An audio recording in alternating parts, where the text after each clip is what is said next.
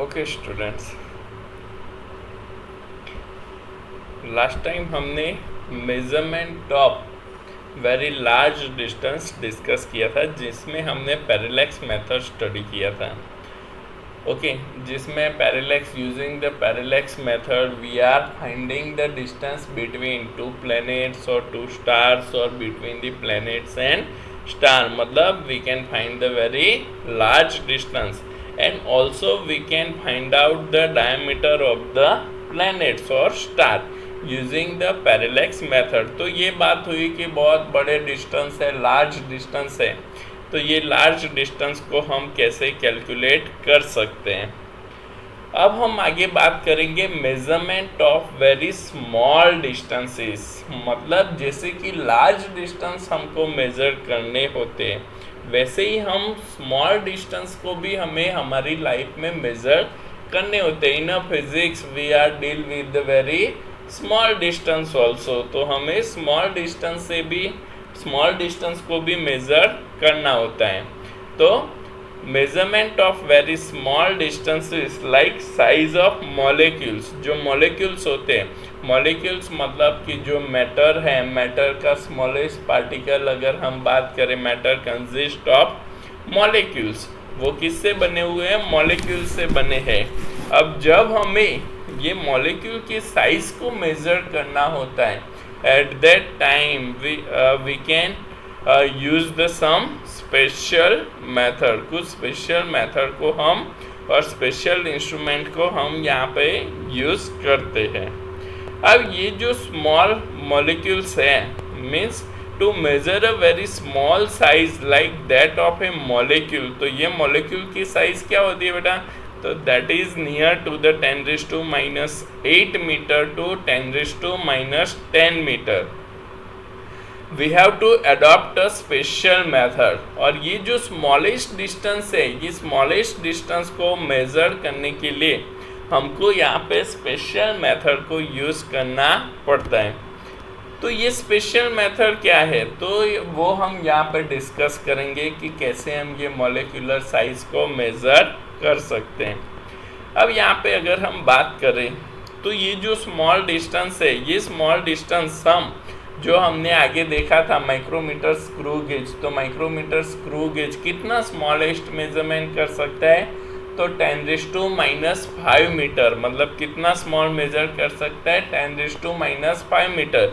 फिर भी वो मॉलिक्यूल का साइज मेजर नहीं कर सकता है, क्योंकि उसकी लिमिटेशन आ जाती है।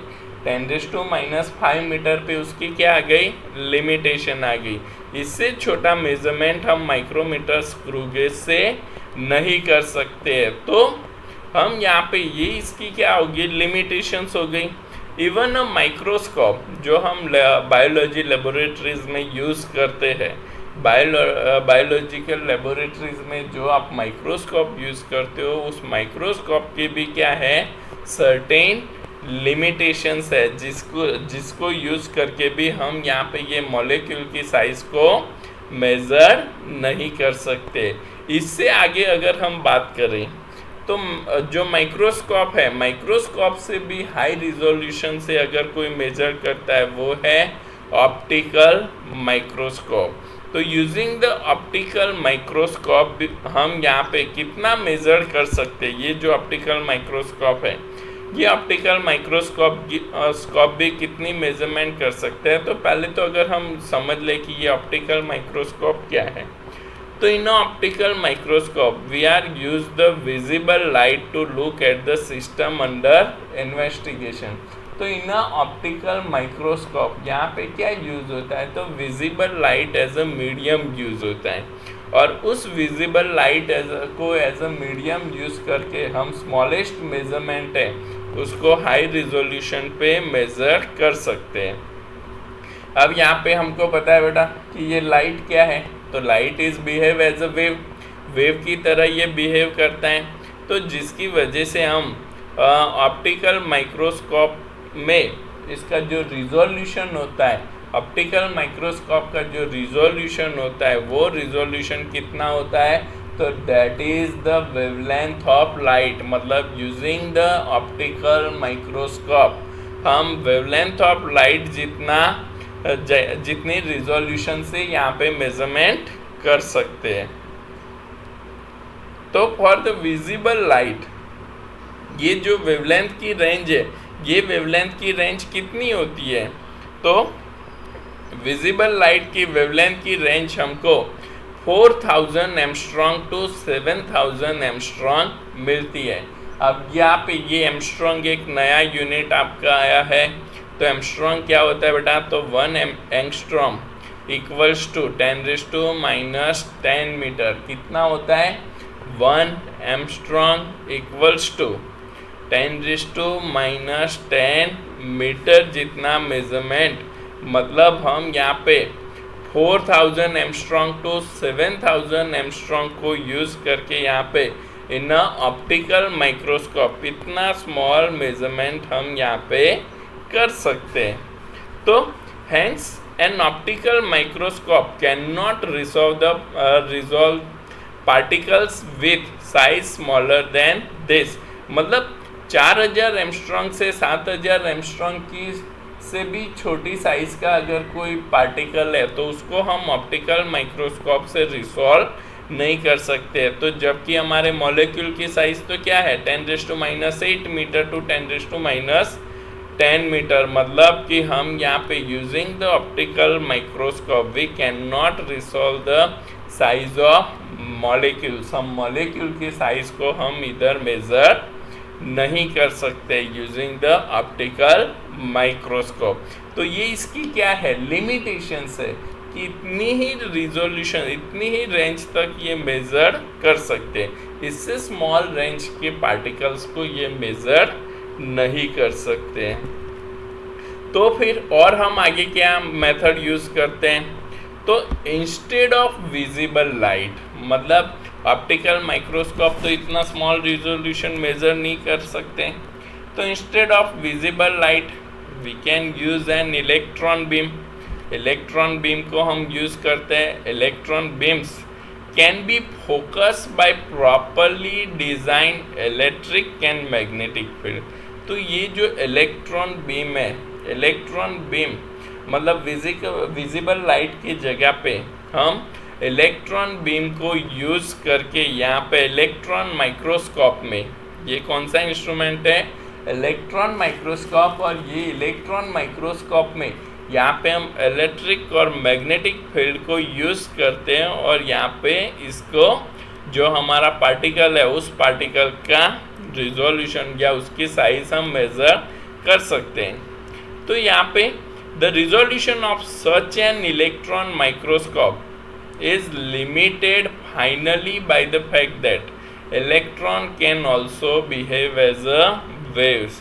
तो यहाँ पे ये जो इलेक्ट्रॉन माइक्रोस्कोप है, ये इलेक्ट्रॉन माइक्रोस्कोप में जब हम ऑब्जर्वेशन करते हैं, जब हम मेजरमेंट करते हैं या किसी पार्टिकल को जब हम ऑब्जर्व करते हैं तो उस टाइम पे यहाँ पे इलेक्ट्रॉन है। इलेक्ट्रॉन कैसे बिहेव करते हैं? तो they are behave as a waves.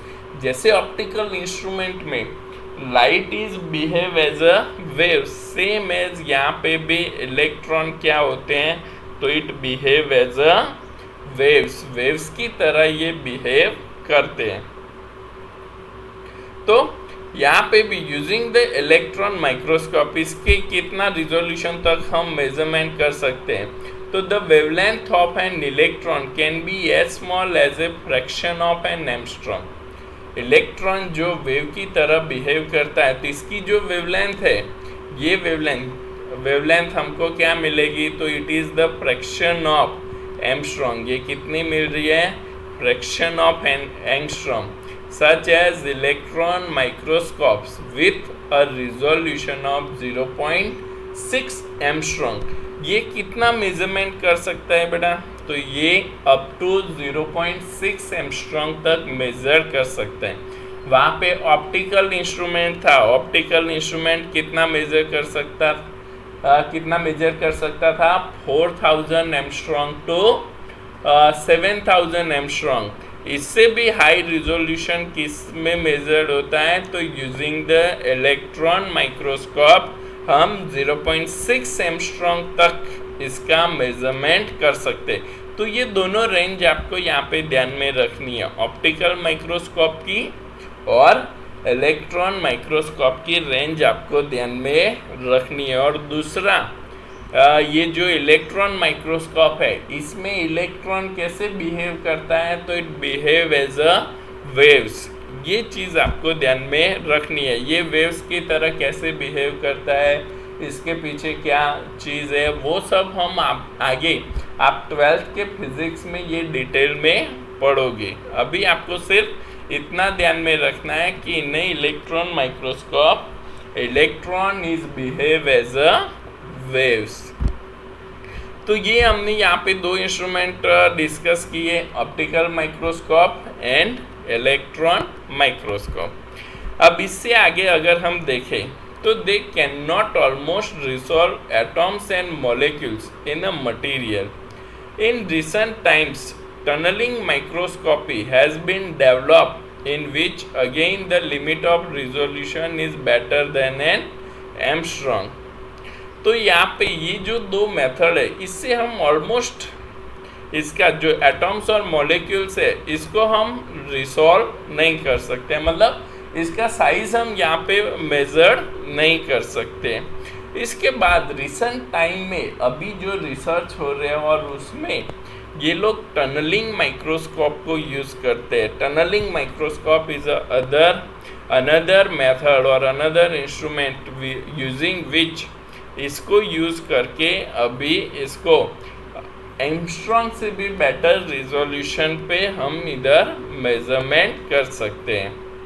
तो it is possible to estimate the size of molecules. तो यूजिंग टनलिंग माइक्रोस्कोपी अभी इससे पॉसिबल है कि हम यहाँ पे ये जो मॉलिक्यूल्स की साइज है इसको हम मेजर कर सकते हैं या एस्टिमेट कर सकते हैं।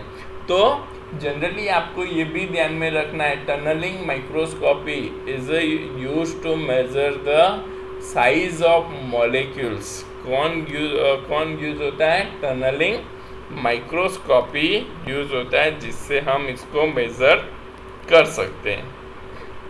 तो ये हुआ कि कुछ डायरेक्टली हम कैसे इसको मेजर कर सकते हैं। अब हम देखते हैं कि एक इनडायरेक्ट मेथड के जिसमें हमें मॉलिक्यूलर साइज मेजर करनी है, तो मॉलिक्यूलर साइज को हम इनडायरेक्टली कैसे मेजर कर सकते हैं यूजिंग द फॉर्मूला। एक इनडायरेक्ट मेथड हमको यहाँ पे दिया हुआ है कि यूजिंग दैट मेथड हम यहाँ पे कैसे इसको मेजरमेंट कर सकते हैं। तो here a simple method for estimating the molecular size of oleic acid is given below. तो यहाँ पे एक हमने ओलिक एसिड लिया है, ओलिक एसिड के मॉलिक्यूलर की साइज को हमें यहाँ पे एस्टिमेट करना है, उसका एक मेथड हमको यहाँ पे गिवन है। तो ओलिक एसिड इज ए सोपी लिक्विड, मतलब ओलिक एसिड कैसा है कि जैसा हम सोप का जो लिक्विड बनाते हैं वैसा ये सोपी लिक्विड है, with a large molecular size of the order of 10⁻⁹ metre. यहाँ पे बेटा 10 की पावर -9 मीटर है, ये क्या है 10 की पावर -9 मीटर तक ये मेजर कर सकता है। The idea is to first form a monomolecular layer of folic acid on water surface. तो यहाँ पे हम क्या करते हैं, तो ये जो ओलिक एसिड है, ओलिक एसिड का जो लेयर है एक मोनोमोलिकुलर लेयर। मोनोमोलिकुलर लेयर मतलब क्या कि वाटर पे हम इसका एक ही लेयर बने, एक ही मॉलिक्यूलर का लेयर बने, ऐसा लेयर हम यहाँ पे इसका बनाते हैं। उसको हम क्या बोलते हैं? Monomolecular layer. मतलब मोनो मीन्स सिंगल मॉलिक्यूलर का एक लेयर यहाँ पे वाटर सरफेस पे बने, ऐसा हम यहाँ पे कुछ करते हैं। तो ये क्या मेथड है, कैसे हम इसको कर सकते हैं, वो चीज़ हमको यहाँ पे दिया है। तो first we dissolve the 1 centimetre cube of, ये क्या है 1 सेंटीमीटर क्यूब, ये हम यहाँ पे सेंटीमीटर क्यूब इसको रीड करेंगे। तो we dissolve 1 centimeter cube of folic acid in a alcohol to make a solution of 20 centimetre cube. तो हमने यहाँ पे क्या किया है, तो हमने यहाँ पे 1 सेंटीमीटर ऑफ ऑलिक एसिड लिया है, जिसमें से हमने 20 सेंटीमीटर क्यूब इसको अल्कोहल में ऐड करके 20 सेंटीमीटर क्यूब ऑफ इसका सॉल्यूशन बना लिया है। मतलब कि इसमें क्या हुआ बेटा, तो 1 centimetre cube of folic acid को हमने अल्कोहल में ऐड कर लिया और वो हमारा कितना सॉल्यूशन बनाया, 20 सेंटीमीटर क्यूब ऑफ सॉल्यूशन हमने बनाया। देन ये जो हमने 20 सेंटीमीटर क्यूब का सॉल्यूशन बनाया, उसमें से भी हमने 1 centimetre cube of this solution, इसमें से भी हमने क्या किया, 1 सेंटीमीटर क्यूब ऑफ सॉल्यूशन लिया और उसको अगेन डाइल्यूट किया 20 सेंटीमीटर क्यूब यूजिंग अल्कोहल। तो हमने 1 सेंटीमीटर ऑफ फॉलिक एसिड को 2 बार 20 सेंटीमीटर क्यूब ऑफ अल्कोहल में डाइल्यूट किया, ये समझना। वह पहले हमने क्या किया, 1 centimetre cube of folic acid लिया, जिसमें अल्कोहल ऐड करके हमने 20 सेंटीमीटर क्यूब का सॉल्यूशन बनाया।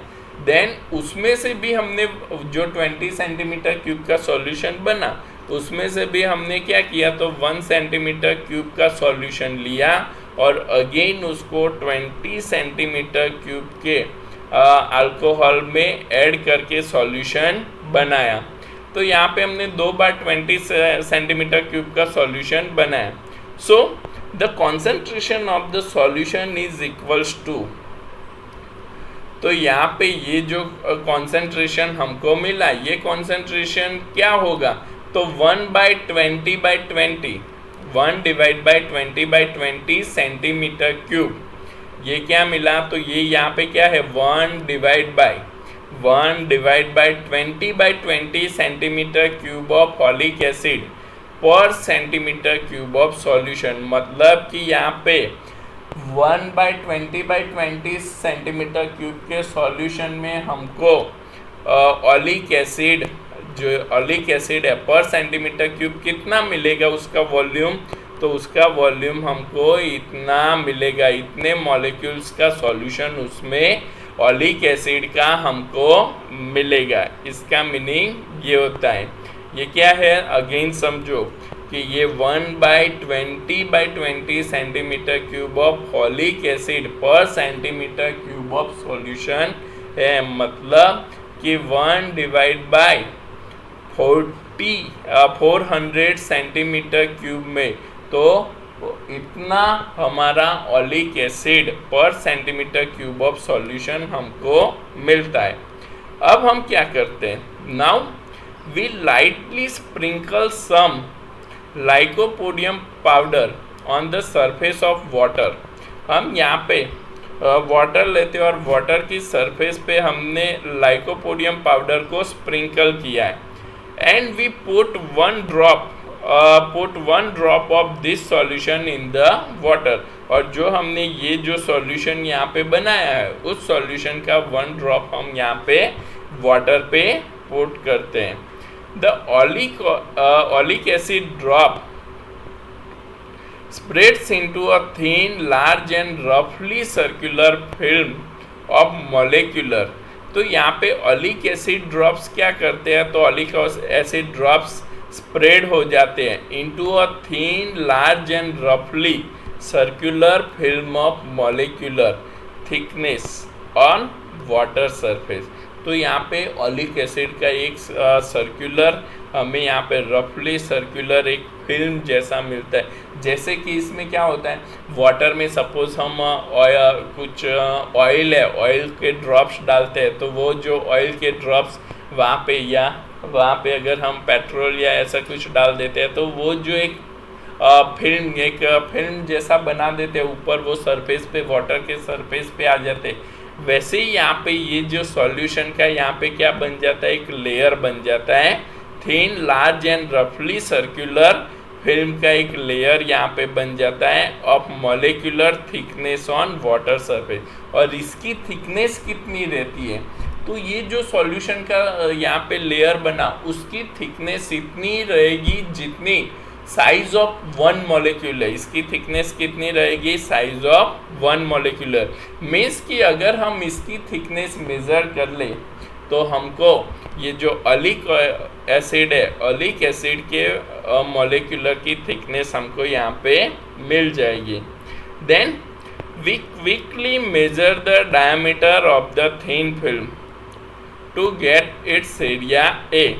फिर हम यहाँ पे क्या कर सकते हैं, तो क्विकली हम ये जो यहाँ पे जो सर्कल बना है, ओलिक एसिड के लेयर का जो सर्कल बना है उसका डायमीटर मेजर कर लेते हैं। वो जो सर्कल बना है उसका डायमीटर मेजर कर लेते हैं and we can find the area of the film. ये जो फिल्म बनी है उसका एरिया हम यहाँ पे कैलकुलेट कर सकते।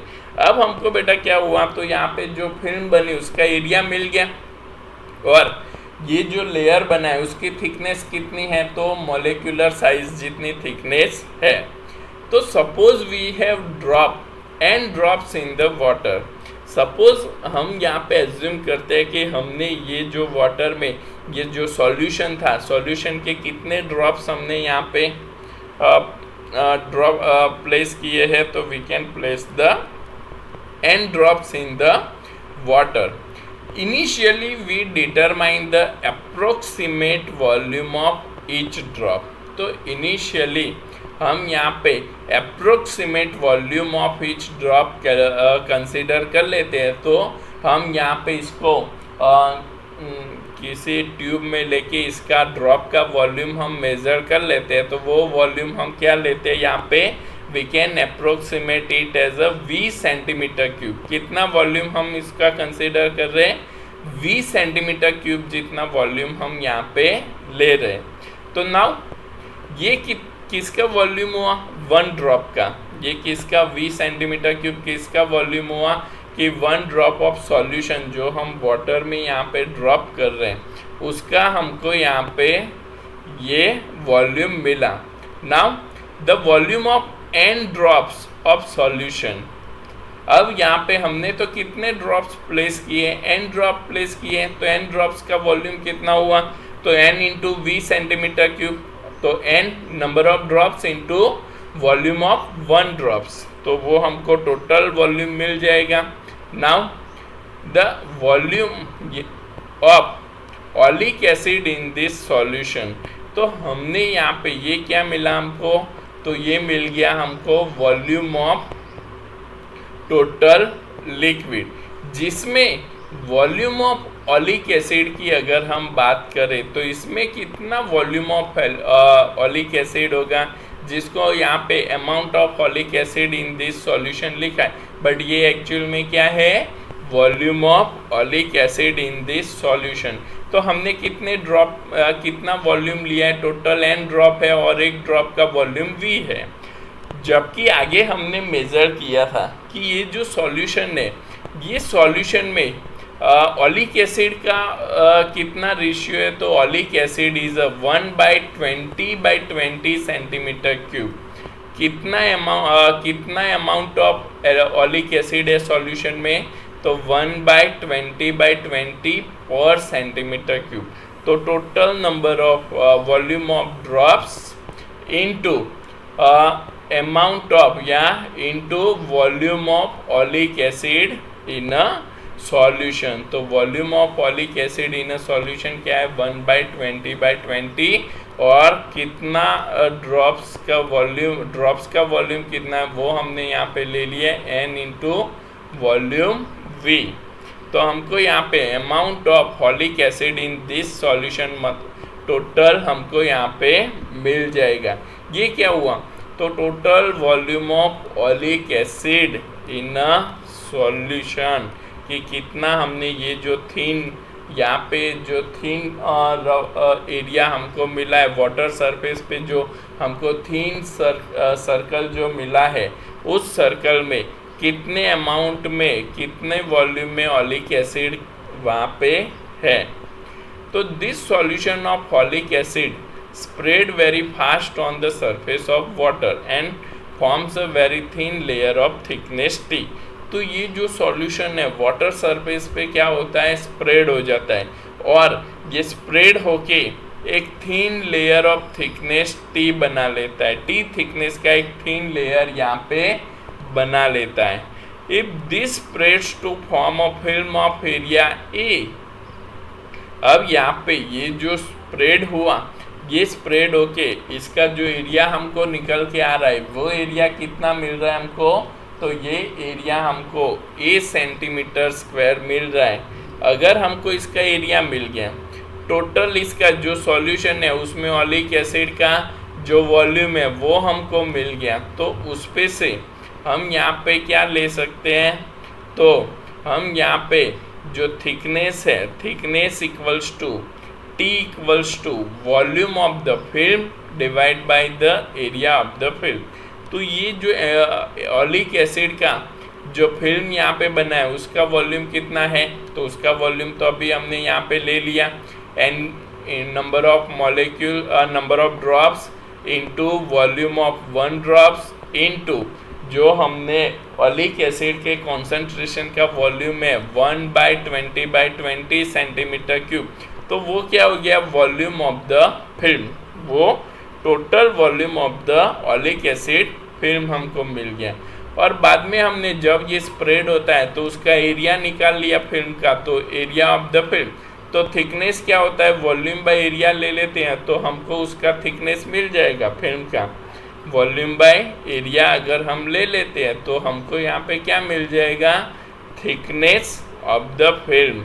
तो ये जो थिकनेस है, ये थिकनेस कितना मिलेगा, T इक्वल्स टू NV, ये जो हमने वॉल्यूम लिया है NV in a bracket 1/20/20 divide by area A, area कितना है A सेंटीमीटर स्क्वायर, यहाँ पे इसका यूनिट सेंटीमीटर क्यूब और एरिया का यूनिट सेंटीमीटर स्क्वायर, तो सेंटीमीटर स्क्वायर कैंसिल हो जाएगा, तो यहाँ पे इसकी थिकनेस हमको क्या मिलेगी, तो thickness T equals to number of drops N into volume V in a bracket 1/20/20 per area पर divide by area centimetre.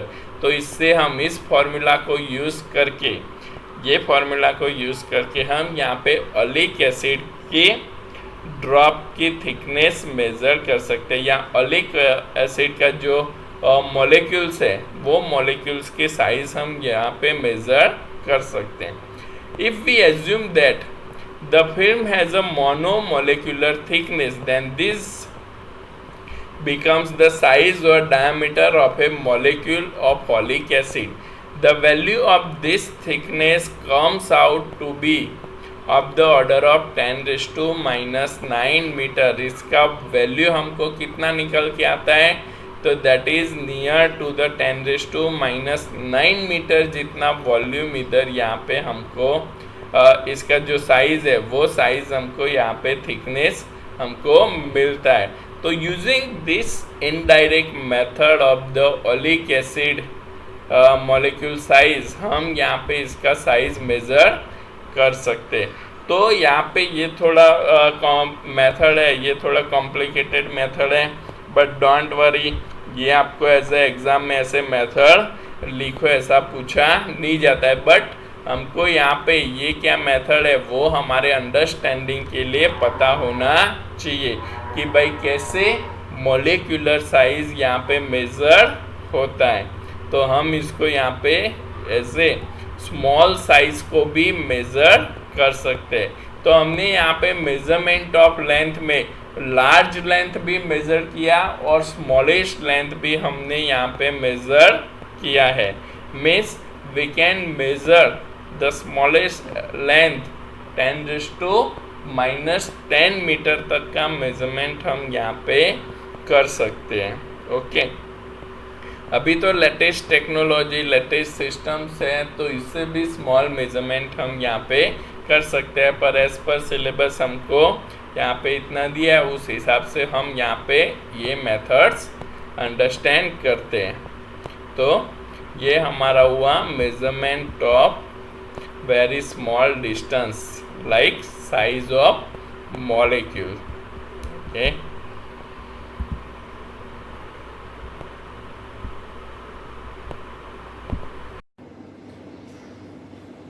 okay friends, अब हम यहाँ पे देखते हैं कि जो हमने लेंथ मेजरमेंट किया, जिसमें लेंथ मेजरमेंट में हमने लार्ज डिस्टेंस और स्मॉल डिस्टेंस मेजर किया।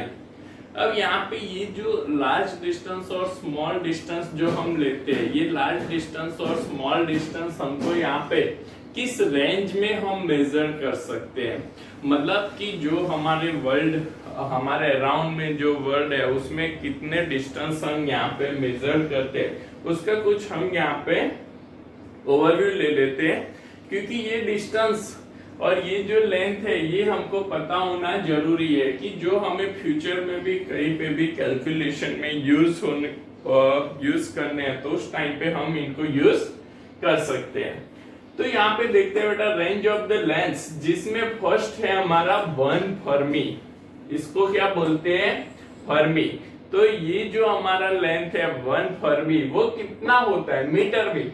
ये जो जितने भी डिस्टेंस हमने यहाँ पे लिए हैं, ये सारे डिस्टेंस हम किस में कन्वर्ट कर रहे हैं? मीटर। क्योंकि जितने भी डिस्टेंस है वो डिस्टेंस का ऐसा यूनिट हम क्या कंसीडर करते हैं? मीटर कंसीडर करते हैं। इसलिए यहाँ पे ये सारे के सारे यूनिट, ये सारे के सारे डिस्टेंस हमने किस में कन्वर्ट किए हैं?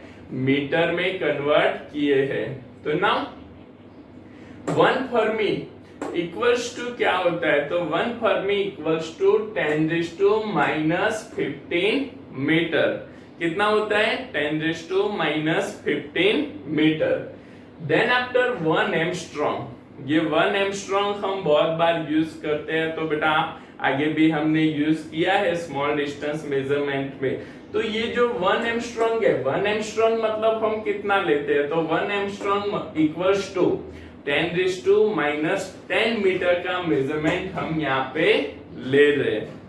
देन आफ्टर यहाँ पे हमें थर्ड जो डिस्टेंस दिया है दैट इज द 1 नैनोमीटर। ये कितना डिस्टेंस है? 1 नैनोमीटर। तो 1 नैनोमीटर हमको यहाँ पे कितना मिल रहा है? तो 1 nanometre equals to 10⁻⁹ metre. 1 nanometre equals to कितना है? 10⁻⁹ metre. Then after we can say the 1 micrometre. 1 micrometre equals to कितना होता है? 10⁻⁶ मीटर। 1 माइक्रोमीटर इक्वल्स टू कितना होता है? 10⁻⁶। नैनो मतलब -9, माइक्रो मतलब -6। फिर यहाँ पे हम आगे देखते हैं, जो हमको पता है 1 mm। तो 1 mm डिस्टेंस क्या होता है? तो 1 mm डिस्टेंस इक्वल्स टू कितना हो रहा है? 10⁻³ metre.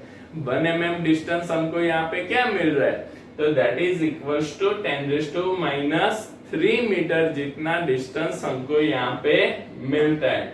Then we see the 1 megametre. ये कैपिटल एम है। कैपिटल एम किसके लिए यूज होता है? 1 मेगा। तो 1 मेगामीटर इक्वल्स टू 10⁶। देखना बेटा यहाँ पे +6 है।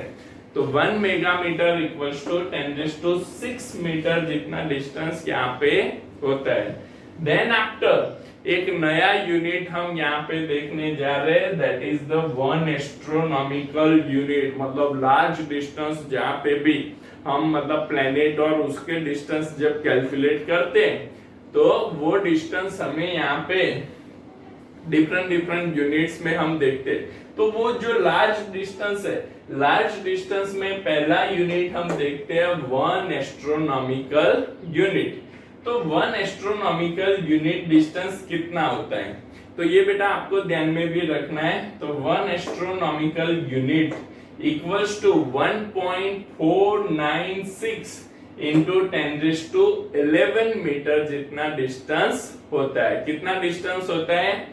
1.496 इंटू 10⁻11 मीटर। तो ये डिस्टेंस हम यहाँ पे, ये एस्ट्रोनॉमिकल यूनिट डिस्टेंस हम किसको कहते हैं, उसको हम कैसे डिफाइन करते हैं? तो यहाँ पे एस्ट्रोनॉमिकल यूनिट डिस्टेंस क्या है बेटा? तो ये जो हमने यहाँ पे इसको लिखा है, तो average distance between sun and earth is called the astronomical unit. तो यहाँ पे सन और अर्थ का जो डिस्टेंस कैलकुलेट किया गया, जो एवरेज डिस्टेंस उसका निकाला गया, उस डिस्टेंस को हम यहाँ पे क्या कंसीडर करते हैं? 1 एस्ट्रोनॉमिकल यूनिट। और उसको हम कैसे डिनोट करते हैं, AU। इसको हम कैसे डिनोट करते हैं, कैपिटल AU से हम इसको डिनोट करते हैं। तो यहाँ पे ये क्या प्रिडिक्ट करता है, 1 astronomical unit is equals to 1.496 into 10⁻11 metre. तो ये हो गया हमारा 1 एस्ट्रोनॉमिकल यूनिट। देन आफ्टर ये जो लार्ज डिस्टेंस कैलकुलेट करने के लिए दूसरा जो यूनिट हम यहाँ पे यूज करते हैं that is the leap year. ये आपने सुना भी होगा, लीप ईयर जो डिस्टेंस लीप ईयर है, ये लीप ईयर हम नॉर्मली जो कैलेंडर में बोलते हैं वो नहीं है, but this is the unit of distance measurement. ये डिस्टेंस मेजरमेंट का यूनिट है। तो डिस्टेंस मेजरमेंट का यूनिट हम क्या लेते हैं, लीप ईयर को हम कैसे डिफाइन करते हैं या क्या उसको बोलते हैं, तो the distance covered by light, the distance covered by light travelling in vacuum for 1 year is called the 1 leap year. मतलब कि जो लाइट है, ये लाइट 1 ईयर में इन अ वैक्यूम जितना डिस्टेंस कवर करती है that distance is called the 1 leap year. एक साल तक ये लाइट जितना ट्रैवलिंग करेगी और उसने जो डिस्टेंस कवर किया है उस डिस्टेंस को हम यहाँ पे क्या बोलते हैं, 1 लीप ईयर डिस्टेंस हम उसको बोलते हैं। अब ये बेटा 1 लीप ईयर डिस्टेंस कैसे कैलकुलेट करते हैं, तो हमें पता है कि velocity of light in a vacuum, velocity of light in a vacuum क्या है, तो that is the 2.99 into 10⁸ metre per second. ये C है, C define the velocity of light in a vacuum. तो ये क्या होता है बेटा, 2.99 into 10⁸ मीटर पर सेकेंड। कई जगह पे ये राउंड फिगर में 3 into 10⁸ मीटर पर सेकेंड भी हम लेते हैं। तो हमने यहाँ पे स्पीड ऑफ लाइट क्या ले लिया है, तो speed of light is equals to 2.99 into 10⁸ metre per second हमने यहाँ पे लिया है। Now the distance equals to क्या है, तो distance equals to speed into time. Distance हमको क्या मिलता है, तो डिस्टेंस हमको यहाँ पे ये चीज हमको पता है, डिस्टेंस क्या होता है, स्पीड इनटू टाइम। तो स्पीड कितना है बेटा, तो हमने यहाँ पे स्पीड, किसकी स्पीड लेनी है, कौन ट्रैवल कर रहा है, लाइट ट्रैवल कर रही है, लाइट ट्रैवल कर रही है तो किसकी स्पीड लेंगे, लाइट की। तो लाइट की स्पीड तो हमको पता है 2.99 into 10⁸ metre per second into time. Time तो यहाँ पे डेफिनेशन में क्या बोला है, तो 1 ईयर तक ये लाइट कितना ट्रैवल करती है, तो 1 ईयर मतलब कितने डेज, 1 ईयर में कितने डेज, 365 डेज। और 1 डे में कितने आवर, 24 आवर। एंड 1 आवर में कितनी सेकेंड, 3600 सेकेंड। तो यहाँ पे ये 1 लीप ईयर इक्वल्स टू क्या होगा, speed of light that is the 2.99 into 10⁸ into 1 year time. 1 year time को हमने सेकेंड में कन्वर्ट कर लिया है, 1 ईयर टाइम को सेकेंड में हम यहाँ पे क्या लेते हैं, 365 into 365 days into 24 hours into 3600 second. तो ये हमने पूरा इसको सेकेंड में ले लिया, पूरे साल को सेकेंड में ले लिया। इसको जब हम कैलकुलेट करते हैं तो 1 लीप ईयर डिस्टेंस हमको यहाँ पे क्या मिल रहा है, तो 1 leap year distance equals to 9.46 into 10⁻15 metre हमको यहाँ पे मिलता है। 1 लीप ईयर डिस्टेंस क्या है, 9.46 into 10⁻15 मीटर डिस्टेंस। तो इस डिस्टेंस को हमको ध्यान में रखना, इसको हम क्या बोलते हैं, 1 लीप ईयर डिस्टेंस बोलते हैं। तो ये सारे जितने भी यूनिट्स हमने यहाँ पे देखे बेटा, ये सारे लेंथ के जो यूनिट है, इसकी जो रेंज है, ये रेंज आपको ध्यान में रखनी है। इसके अलावा एक बाकी है, वो हम यहाँ पे देखते हैं। तो ये आपको आपकी नोटबुक में नोट डाउन करते रहना है, पूरा जो पीपीटी है उसके नीचे आप इसको पूरी नोट्स बनाते जाओ साथ में। तो यहाँ पे ये जो लीप ईयर है, लीप ईयर के बाद का जो यूनिट आता है दैट इज द पार्सेक, उसको हम क्या बोलते हैं, पार्सेक डिस्टेंस। तो पार्सेक डिस्टेंस क्या लेते हैं, तो हम यहाँ पे parsec distance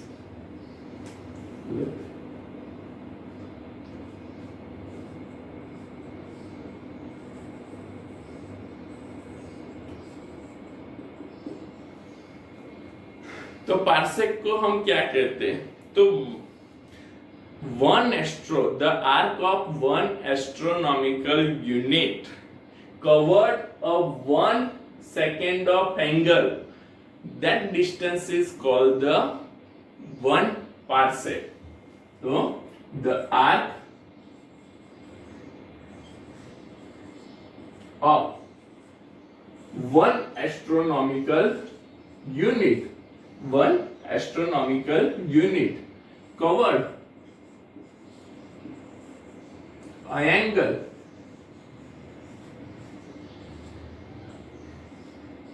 of 1 second,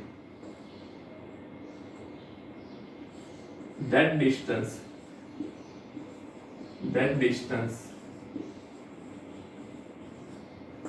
is called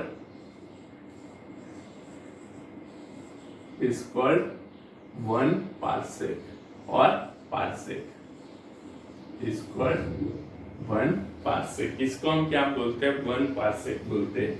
तो मैं इसको यहाँ पे ग्राफिकली अगर हम प्लॉट करें और समझे इसको, तो ये हमारा, ये समझो ए पॉइंट है, ये बी पॉइंट है, ये हमारा 1 एस्ट्रोनॉमिकल आर्क है, ये हमारा क्या है, आर्क है।